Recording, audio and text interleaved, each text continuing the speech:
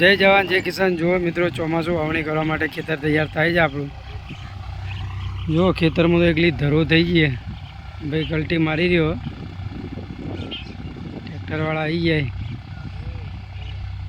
વરસાદ આવતો નહીં, જો એક પણ વાદળું નહીં, ચોમાસાની રાહ જોઈને બેઠા છીએ। ખેતર તૈયાર કરીને મૂકી દઈએ, વરસાદ જો આવી જાય તો વાવણીની શરૂઆત કરી દેવાની છે।